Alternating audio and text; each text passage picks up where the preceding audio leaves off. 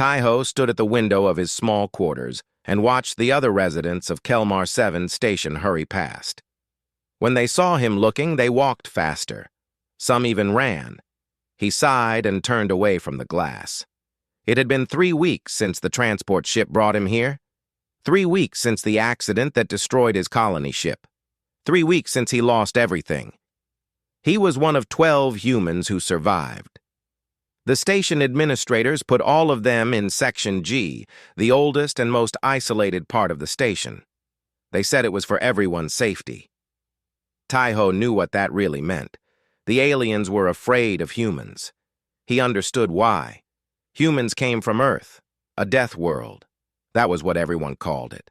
Earth had storms that could destroy cities, animals that could kill with one bite, and diseases that never stopped trying to kill its inhabitants. Humans evolved to survive all of that. They were stronger than most species, healed faster, and could eat things that would poison other creatures. To the rest of the galaxy, humans were frightening. Taiho looked at his reflection in the dark window. He was just a man. He was 34 years old, of average height for a human, with black hair and tired eyes. Before the accident, he had been a cook on the colony ship. He made meals for 300 people every day. He was good at it. Now he had nothing to do.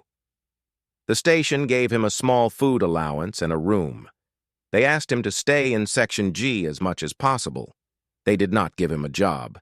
He spent his days walking the empty corridors of Section G, thinking too much.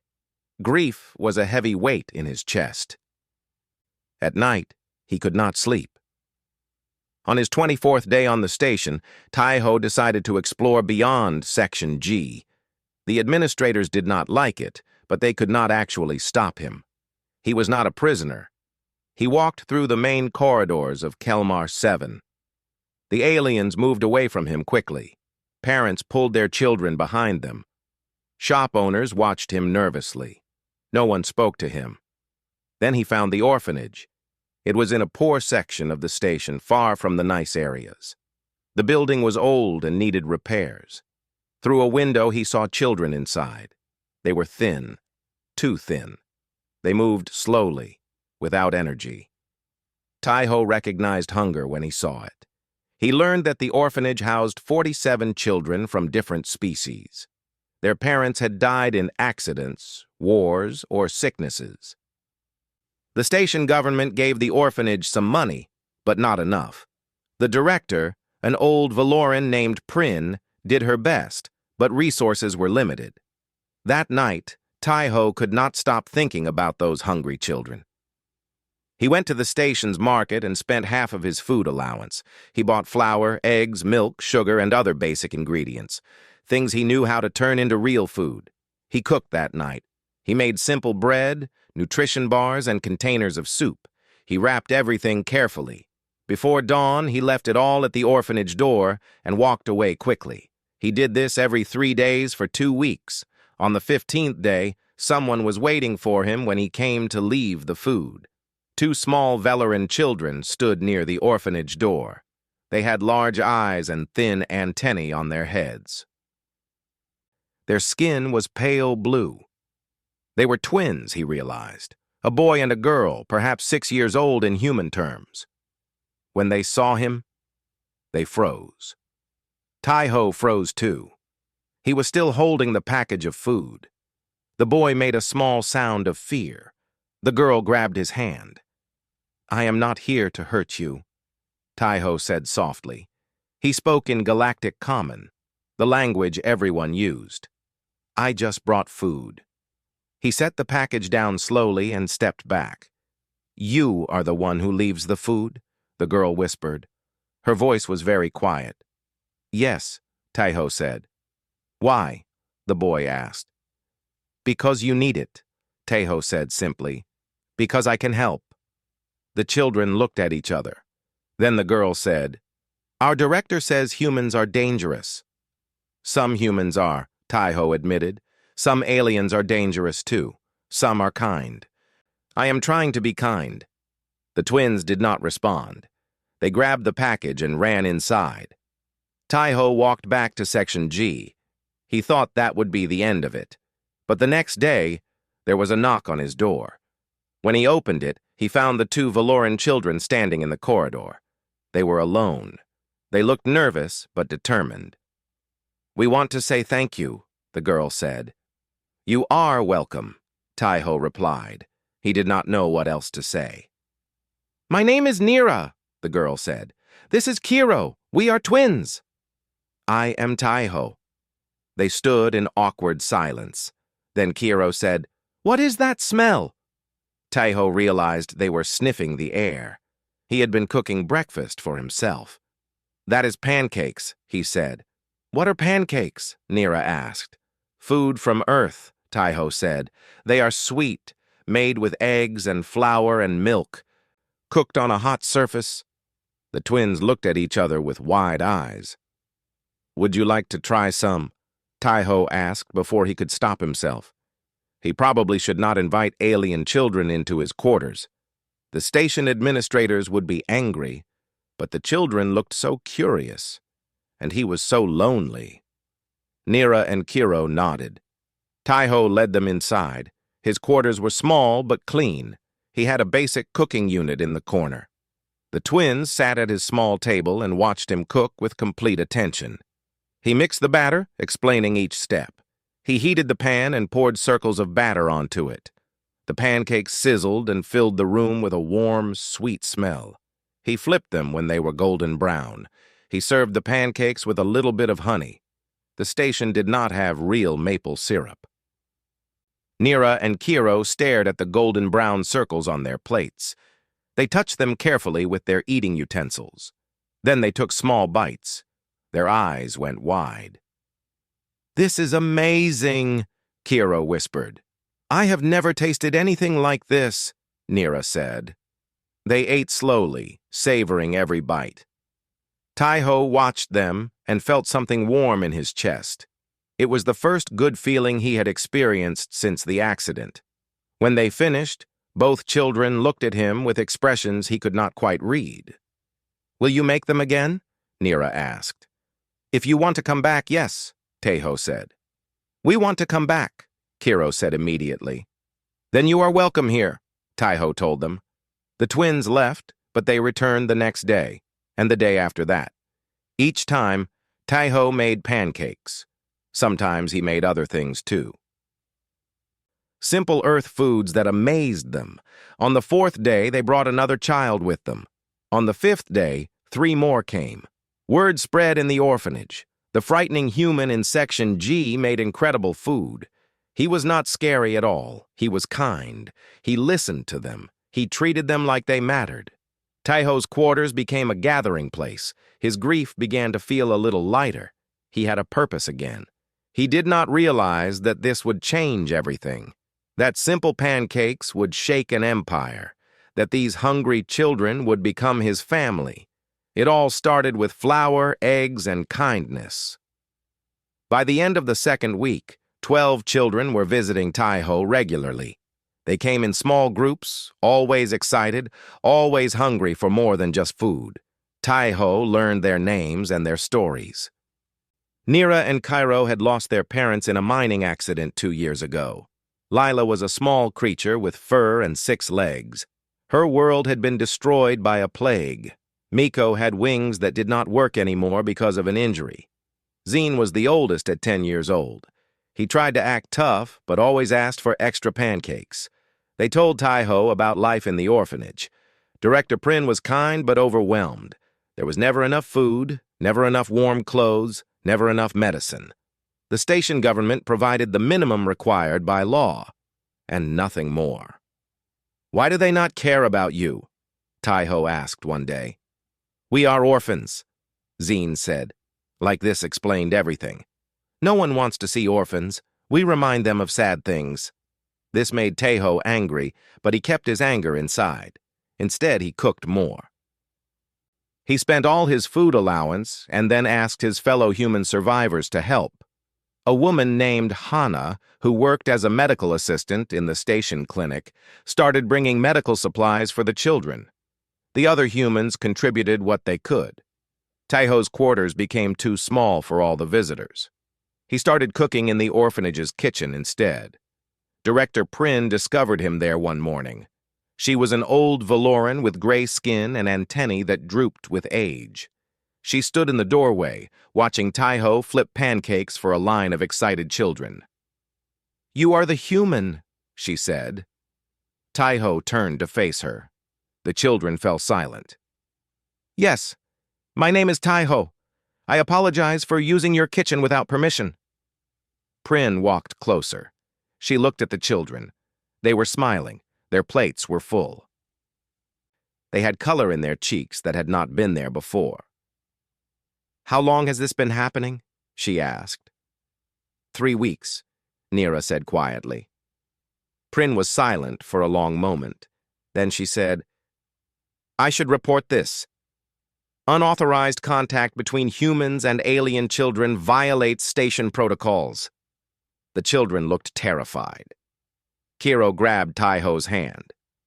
"I understand," Taiho said, "but please do not punish the children. This was my choice." Prin looked at him carefully. Her old eyes studied his face. "Why are you doing this?" "Because I can," Taiho said. "Because they need help. Because after I lost everything, helping them made me want to keep living." Prin's antennae trembled slightly. "You lost people in the accident." "Everyone," Taiho said quietly. "My wife, my daughter, 300 other people I cooked for every day." The kitchen was completely silent. "How old was your daughter?" Prin asked. 7. Prin looked at the children again. Then she looked at the food Taiho had prepared. Finally, she said, "The kitchen needs repairs.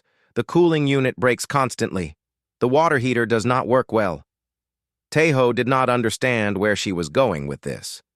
"If someone could fix these things," Prin continued, "that person could use the kitchen whenever they wanted. That would be a fair trade." Taiho understood now. "I can fix things. I worked on a colony ship for 5 years. I learned basic repairs." "Good," Prin said. "Then we have an arrangement. Unofficial, of course. The station government does not need to know about it." She turned to leave, then paused. "The children look healthier than they have in months. Thank you." After she left, the children cheered. Taiho felt tears in his eyes but blinked them away.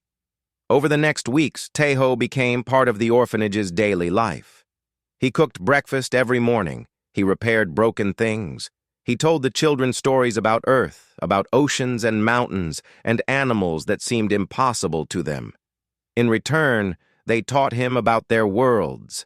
Nira and Kiro told him about the crystal caves of their home planet. Lila described forests where the trees sang. Meko explained how his people could fly through clouds before his wings were injured.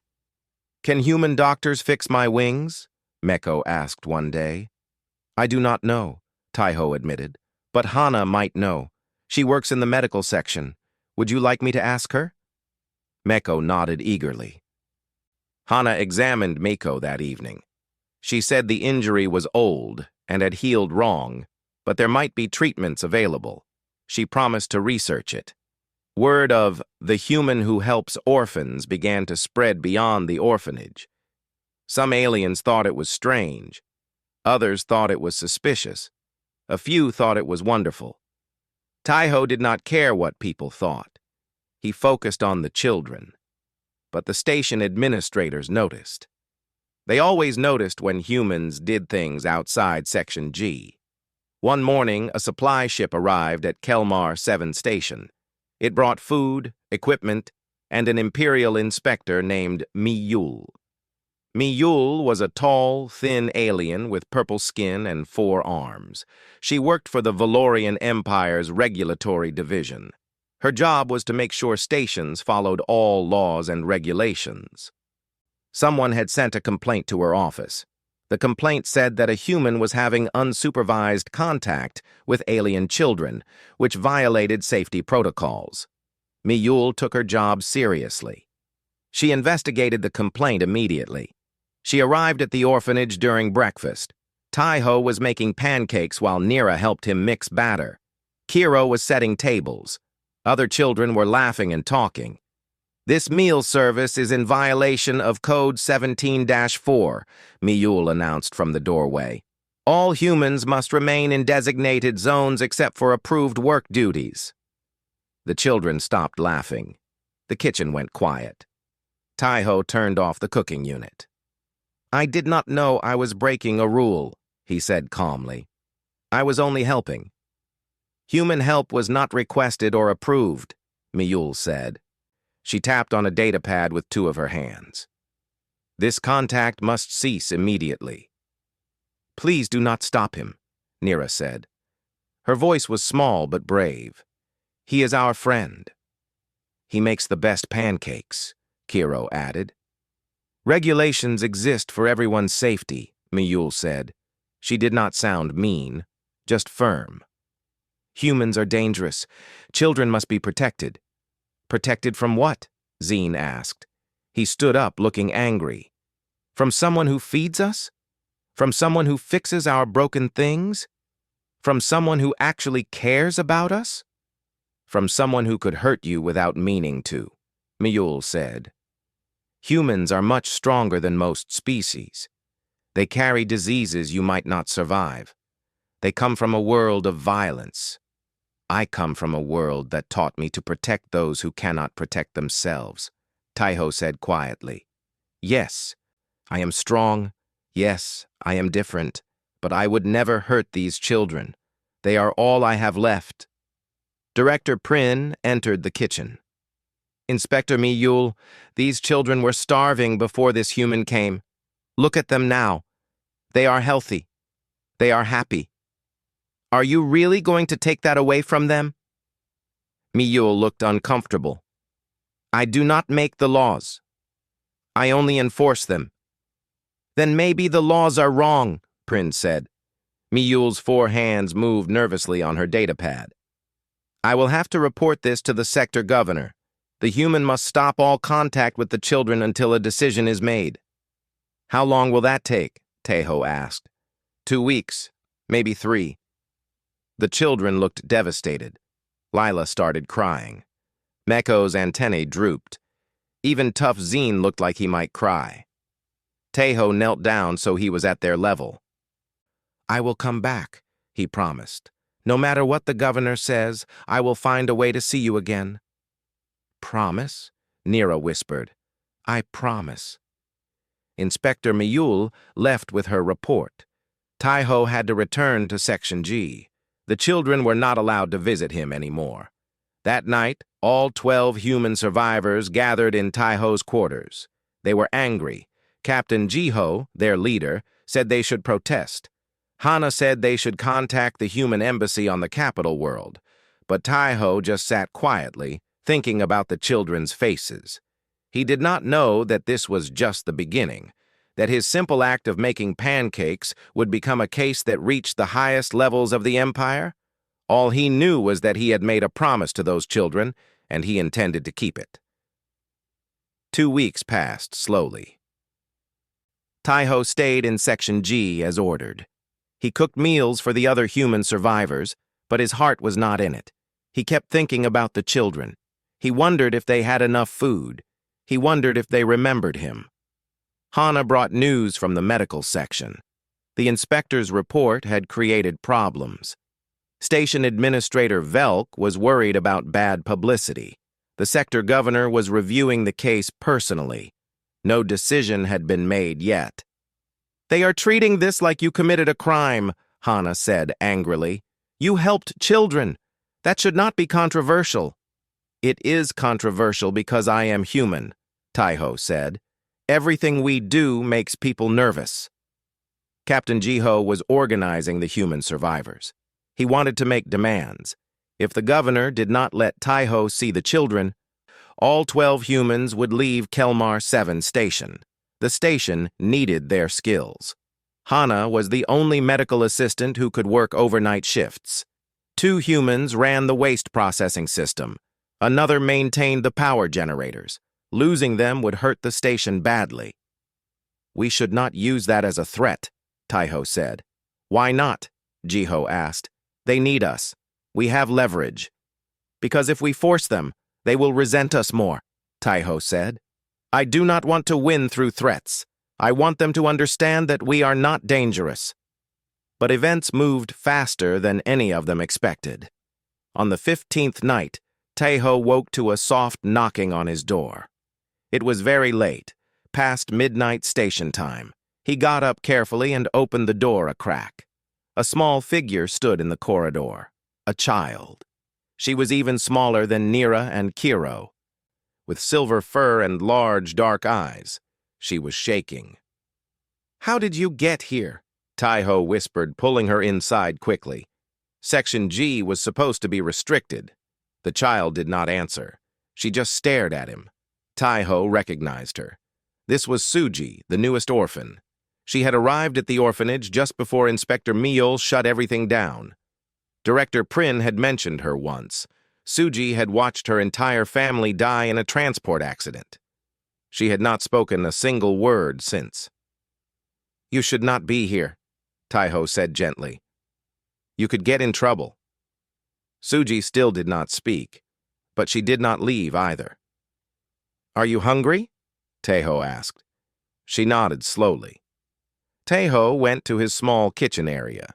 He had some ingredients left. Not many, but enough. He started making pancake batter, moving slowly so he would not frighten her. I have been making these for a long time, he said quietly as he worked. My daughter loved them. Her name was Minji. She was 7 years old. She would wake up every morning and ask for pancakes with chocolate chips. He mixed the batter. He heated the pan. He told Suji about Minji while he cooked, about how she loved to help in the kitchen, about how she would steal chocolate chips when she thought he was not looking, about how her laugh sounded. It was the first time he had talked about Minji out loud since the accident. His voice cracked sometimes, but he kept talking. He added chocolate chips to the pancakes. The station's store had them, expensive but available. He had bought some with his last credits. When the pancakes were done, he put them on a plate and set them in front of Suji. She looked at them for a long time. Then she picked up a fork and took a small bite. Tears rolled down her furry cheeks. She ate slowly, crying silently the whole time. Taiho sat across from her and cried too. Two broken people sharing grief over pancakes. When she finished, Suji looked at him with her big, dark eyes. Her mouth opened. She took a breath. And then, for the first time in weeks, she spoke. I want to call you Dad, she whispered. The words hit Taiho like a physical blow. He could not breathe for a moment. Suji, he said gently, I am not your father. I know, she said. Her voice was small and fragile. But my father is dead, and you are kind like he was. You make me feel safe like he did. Can I pretend? Just sometimes? Taiho's vision blurred with tears. He thought about Minji. He thought about all the orphans who had no one.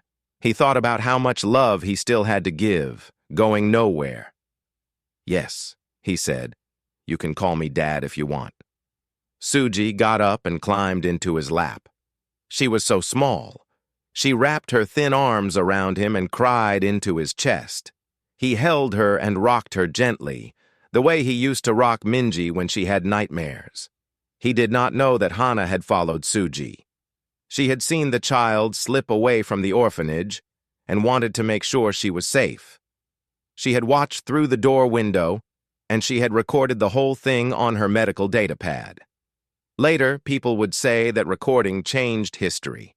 But in that moment, it was just a human man and an alien child, both grieving, both healing a little bit. Suji fell asleep in his arms. Taiho carried her back to the orphanage before dawn with Hana's help.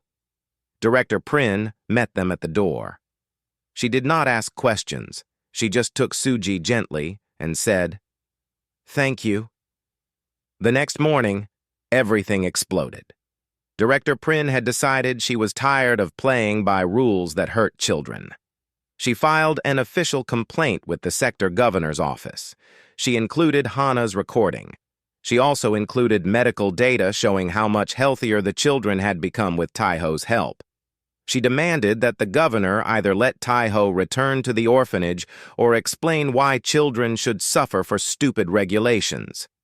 Captain Jiho made good on his threat. He sent a message to the station administrator. If Taiho was not allowed to see the children within 3 days, all human workers would leave the station. He had already arranged transport. The station's residents split into groups. Some supported the humans. Others thought they were causing trouble. Arguments broke out in public spaces. One shop owner put up a sign saying "Humans welcome." Another shop put up a sign saying "Safety first." Inspector Mule returned to the station, looking stressed. She had orders from higher up. The case was being forwarded to the Imperial Parliament on the capital world. It was now a legal test case. Could humans adopt or foster alien children? Could species mix families legally? What were the boundaries of interspecies relationships? "This is bigger than one human and some orphans now," Mule told Taiho. "The whole empire is watching." "I did not want this," Taiho said. "I just wanted to help." "I know," Mule said. She sounded tired. "But sometimes small actions have big consequences. The Parliament will debate this formally. It could take months." "What happens to the children during those months?" Taiho asked. Mule did not have an answer, but the children had their own ideas. Led by Nira and Cairo, all 47 orphans staged a protest. They refused to eat the orphanage's regular food. They sat in the cafeteria silently, holding signs they had made. The signs said things like, "We want our human friend," and "Taiho makes the best pancakes," and "Love has no species." The station's news service covered the protest. The story spread to other stations, then to planets. Within days, the whole empire was talking about the human who fed orphans and the children who loved him. Public opinion was divided. Many aliens were sympathetic to the children. Others worried about the precedent. What if more humans wanted to integrate into alien society? What if the boundaries between species became unclear? The debate reached the Imperial Parliament faster than anyone expected. Parliamentarians from across the empire argued about human rights, child welfare, and the nature of family. The case became known as the Pancake Incident in official records, though politicians called it other things in formal debates. Taiho watched all of this happen with growing anxiety. He did not want to be famous. He did not want to be a test case. He just wanted to see the children again. Then a message arrived. It was marked with the Imperial seal. Taiho. The 12 human survivors and all 47 orphans were summoned to the capital world. The Empress herself would hear the case and make a final ruling. "The Empress never hears cases personally," Hana said in shock. "This has not happened in 50 years. "What does it mean?" Taiho asked. "It means she is taking this very seriously," Captain Jiho said. "It also means the whole empire will be watching when she makes her decision." They had 7 days to reach the capital. 7 days before Taiho would stand before the most powerful being in the empire and try to explain why love mattered more than rules. He spent those 7 days teaching the children everything he could, just in case he never got to teach them again. The journey to the capital world took 5 days. The transport ship was crowded but comfortable. Taiho shared a cabin with Captain Jiho and 2 other humans. The orphans were housed in a separate section with Director Prin watching over them. News crews met them at every station along the way. Reporters shouted questions. Cameras followed them everywhere. Taiho tried to shield the children from the attention, but it was impossible to avoid completely. Some aliens who saw them were supportive. They brought gifts for the children. They told Taiho he was brave. Others were hostile. They held signs saying humans should go back to Earth. Security guards had to escort them through one station because of threats.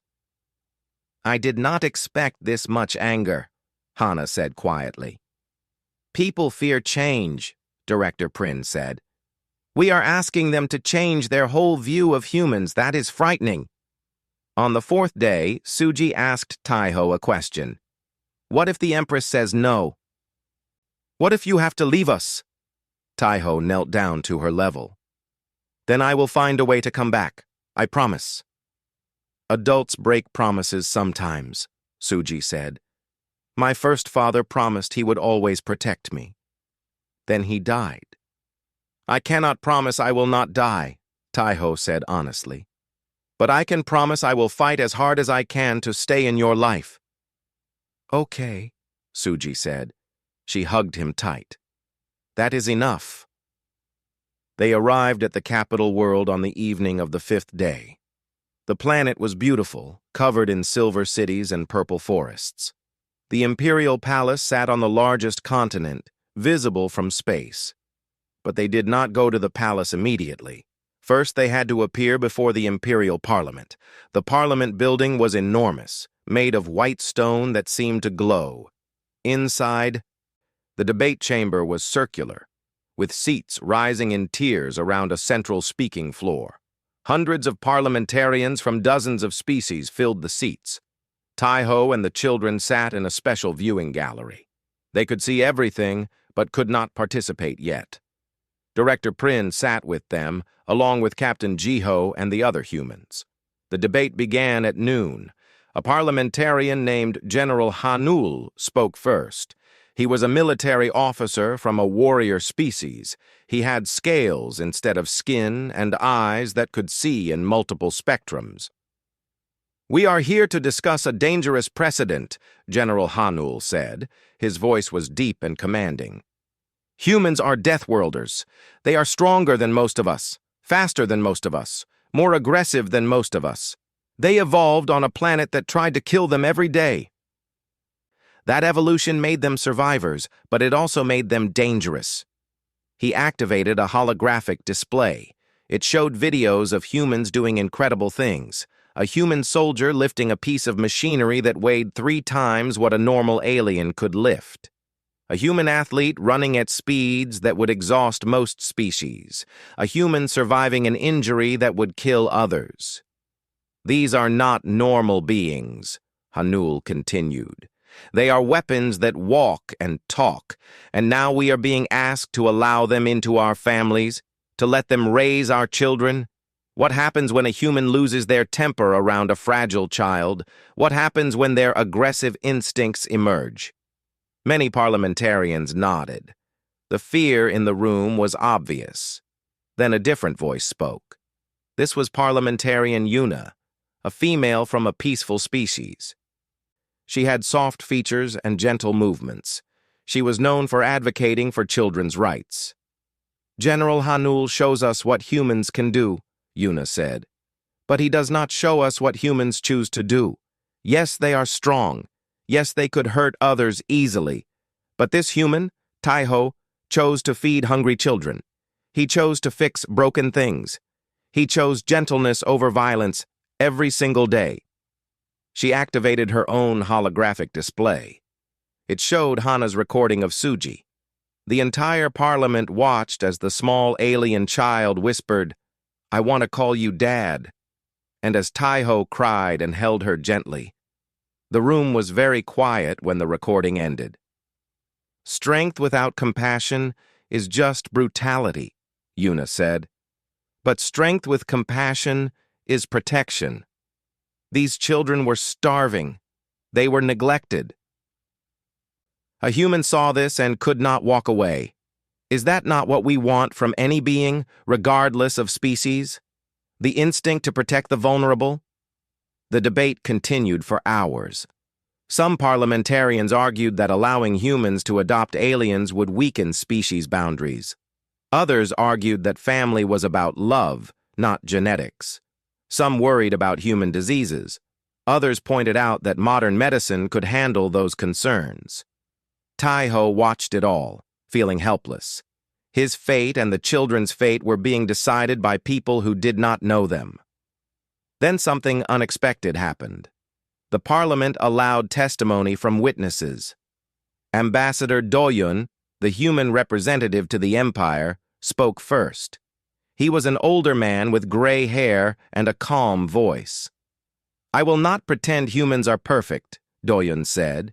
"We are not. We have capacity for great violence, but we also have capacity for great love. On Earth, humans adopt children from different tribes, different ethnicities, different cultures. We have always understood that family is built by choice and love, not just by blood. We are asking for the same chance here, the chance to love beyond species boundaries." Then Director Prin was called to testify. She walked to the speaking floor slowly, leaning on her walking stick. She was old and tired, but her voice was strong. "I have run that orphanage for 30 years, she said. "I have seen thousands of children pass through. Most are adopted eventually. Some are not. The ones who are not adopted, they carry that rejection forever. They feel unwanted by their own species. And now you are telling them they cannot even be wanted by other species? You are making their loneliness permanent." She paused, looking around at all the parliamentarians. "That human showed my children what it feels like to be valued. For the first time in their lives, someone went out of their way to care for them. And you want to take that away because you are afraid? Your fear is making orphans suffer. How is that just?" The chamber was very quiet. The debate was supposed to end at sunset, but it continued. More testimony was heard. Medical experts discussed human-alien interaction risks. Psychologists discussed interspecies bonding. Legal scholars discussed precedent and law. Finally, near midnight, the Parliament prepared to vote. But before they could, something happened that no one expected. A figure in purple robes stood up in the highest gallery. This was the Empress's observer, a representative who attended Parliament sessions but never spoke. The observer's presence meant the Empress was watching, but observers never participated in debates. Until now. The observer spoke in a clear female voice. "Her Imperial Majesty has been watching these proceedings. She has heard all arguments. She has decided that this matter is too important for a simple parliamentary vote. She will hear the case personally. The human Tejo and the orphans will appear before her tomorrow at dawn." The entire Parliament fell silent. Completely, totally silent. This had not happened in 50 years. The Empress almost never intervened in parliamentary matters. When she did, it meant the issue was fundamental to the Empire's future. The observer left. The chamber remained silent for a full minute. Then the parliamentarians began talking all at once, excited and nervous. Tejo felt numb. Tomorrow he would face the Empress. Tomorrow, everything would be decided. That night, he could not sleep. He stood on the balcony of his temporary quarters, looking out at the Silver City.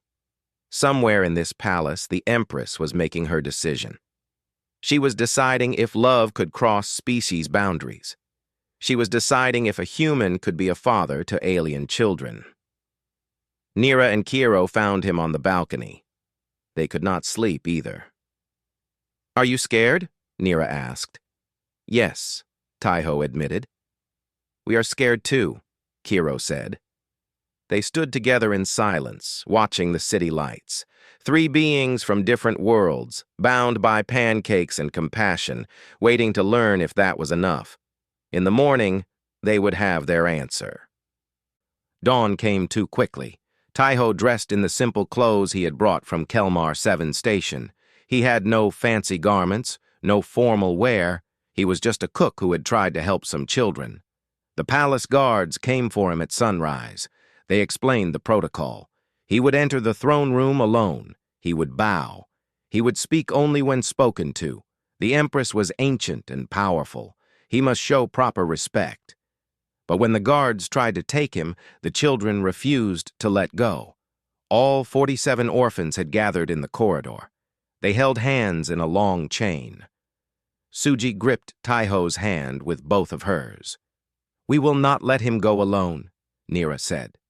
"You must," the chief guard said. "Protocol demands it." "Then change the protocol," Kiro said. The guards looked uncomfortable. They were not sure what to do. You could not force children to obey, especially not in front of news cameras. And the cameras were everywhere. A voice spoke from behind the guards.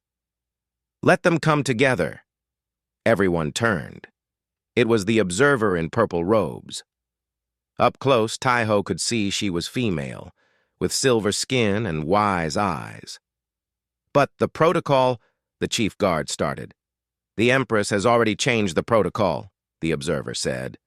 "She wants to see them all, together." So they walked through the palace together. Taiho, the 12 human survivors, Director Prin, and all 47 children. It was a strange procession.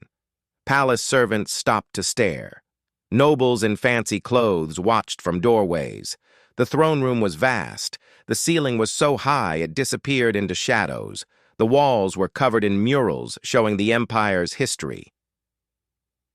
At the far end, on a throne of carved stone that seemed to grow from the floor itself, sat the Empress.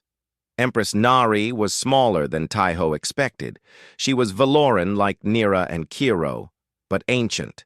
Her skin had the gray color of great age. Her antennae were long and silver. She wore simple purple robes with no jewels or decorations. She did not need them. Her presence filled the room. Next to her stood a younger Valoran male in formal dress. This was Minho, the heir apparent, her grandson. He watched the approaching group with curious eyes. They stopped before the throne. Taiho bowed as he had been told to. The children bowed too. Some of them were shaking. The Empress studied them in silence for a long moment. Her old eyes moved from face to face, seeing everything. Then she spoke. Her voice was quiet, but clear. "You are Taiho, the human who makes pancakes." "Yes, Your Majesty," Taiho said. "You caused quite a disruption in my empire," the Empress said. "I did not intend to, Your Majesty. I only wanted to help." "So I have heard." The Empress leaned forward slightly. "But I want to hear it from you. Why do you care for children who are not your species, who do not share your blood, who cannot give you anything in return?" Taiho took a breath. He decided to tell the truth, simple and complete. "Because I was drowning in grief," he said. "I lost my wife and daughter. I lost everyone. Every day I woke up wishing I had died with them. Food had no taste. The future had no meaning. I was alive but not living." His voice cracked, but he continued. "Then I saw hungry children, and something in me could not walk away. I started cooking for them, and they started smiling. They started trusting me. And slowly I started wanting to wake up each morning. They saved my life by letting me care for them." "You see them as medicine for your grief?" the Empress asked. "No," Taiho said. "I see them as my second chance to be a father. I loved being a father. It was the best thing I ever did. These children need a father, and I need to be needed. We heal each other." The Empress was quiet for a moment. Then she said, "And what if I say no? What if I rule that humans and aliens cannot form families? What will you do?" Taiho felt the children pressed against him. Suji was holding his hand so tight it hurt. He looked at the Empress and said the truest thing he knew. "Then I will spend the rest of my life trying to change that law. I will not stop loving these children just because you tell me to. Love does not follow rules, Your Majesty. It follows the heart." The throne room was completely silent. The Empress stared at him with her ancient eyes. Then she spoke to the children. "Come forward, all of you." The children looked at Taiho nervously. He nodded. They walked to the base of the throne, 47 small beings from a dozen different species. The Empress looked at each one. "Do you want this human to be your father?" "Yes," they said together. "Even though he is different from you? Even though his world is strange to you? Even though others will judge you for this choice?" "Yes," they said again, louder this time. "Why?" the Empress asked. Nira spoke first. "Because he sees us, not orphans, not problems, just us. Kiro said. Because he is kind even when no one is watching, Suji said in her small voice. Because he makes me feel safe, like my first father did. Other children spoke too. They talked about feeling valued, about being taught, about learning that they mattered to someone. The Empress listened to every word. When they finished, she was quiet for a long time. Then she said, "Bring me pancakes." Everyone froze. No one understood. "I said bring me pancakes," the Empress repeated. "The ones this human makes. I want to taste them." Palace servants rushed around, confused. Taiho was taken to the palace kitchens. They were enormous, with equipment he had never seen before. But he found what he needed. Flour, eggs, milk, sugar. The basics were the same everywhere. He made pancakes while the entire empire waited. He added chocolate chips because that was Suji's favorite. He cooked them until they were golden brown. He plated them simply. He brought them back to the throne room himself. He climbed the steps to the throne, something probably forbidden, but no one stopped him. He set the plate before the Empress. She looked at the pancakes. Then she picked up a fork and took a bite. She chewed slowly, her eyes closed, and then, incredibly, a tear rolled down her ancient cheek. "I was 6 years old," she said quietly. "My family was killed in a war. I was alone, starving in the ruins of our city. A stranger found me, someone from a different tribe, someone who had no reason to help me. She fed me. Simple food, nothing fancy. But it was given with kindness." The Empress opened her eyes. "That stranger saved my life. She taught me that compassion crosses all boundaries. I have never forgotten that lesson. For 200 years, I have tried to lead this empire with that same compassion." She stood up. Everyone in the throne room bowed immediately, except the children who did not know they should. "I make my ruling," the Empress said. Her voice filled the vast room. "Humans are granted full citizenship in the Valorian Empire. They are no longer restricted to designated zones. They have all rights and responsibilities of any citizen." There were gasps throughout the room. "Furthermore," the Empress continued, "cross-species adoption and fostering are now legal throughout the Empire. Family is defined not by genetics, but by love and commitment. Any being of any species may form family bonds with any other being, as long as all parties consent and the children's welfare is protected." She looked at Taiho. "The human Taiho is granted full guardianship of all 47 orphans in his care, if he accepts this responsibility." "I accept," Taiho said immediately. His voice was thick with tears. "Then it is done." The Empress sat back down. "But this is just the beginning.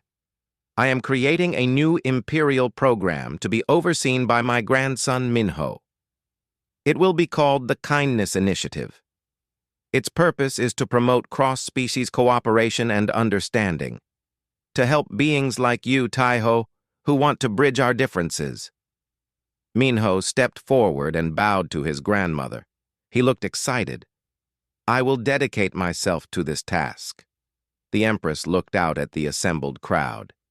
"Let this be known throughout the Empire. We are stronger together than divided. We are better when we choose compassion over fear." She raised her hand. "This court is concluded." Suddenly, the children broke protocol completely. They ran to Taiho, all 47 of them, shouting and crying and laughing. They hugged him. They hugged each other. The guards did not stop them. Even the Empress was smiling. Taiho knelt down and pulled as many children as he could into his arms. He was crying openly now. Suji was on his shoulders. Nira and Kiro pressed against his sides. Other children piled around him. "We are a family," he said. "A strange, unusual, impossible family, but we are real." "The best family," Nira said. "The strongest family," Kiro added. "The family with the best pancakes," Suji said. and everyone laughed. 5 years later, Kelmar 7 station looked very different. The refugee sector had been integrated into the main station. Humans and aliens lived side by side. Mixed species families were common now. Children played together without anyone thinking it was strange. Taiho's restaurant, the Pancake House, was always full. He ran it with his family. Nira and Kiro, now teenagers, managed the front of the restaurant. They were studying diplomacy and hoped to work for the Kindness Initiative someday. Suji, 11 years old, had written a book about her experience. It was taught in schools across the empire. Other human survivors had thrived, too. Hana ran a clinic that specialized in cross-species medicine. Captain Jiho trained security forces in human-alien cooperation. The 12 refugees had become community leaders. On the 5th anniversary of the Empress's ruling, she visited Kelmar 7 station. It was a surprise visit. She came with only a small escort, no grand ceremony. She walked into the Pancake House at lunchtime. The restaurant fell silent when people recognized her, but she just smiled and took a seat at a small table. Taiho came out of the kitchen, surprised. "Your Majesty, I am just a customer today," she said. "May I have pancakes, please?" He made them himself, the best batch he had ever made. He brought them to her table and sat down across from her, something you probably were not supposed to do with an empress. But she gestured for him to stay. She ate slowly, savoring each bite. Around them, the restaurant filled with the sound of families eating together. Human parents with alien children. Alien parents with human children. Children of all species playing together. "You started something beautiful," the Empress said. "I just made pancakes," Taiho said. "You made much more than that." The Empress looked around the restaurant. "You showed us that love does not require similarity, that family does not require blood, that kindness is the most powerful force in the universe." She finished her pancakes and stood to leave.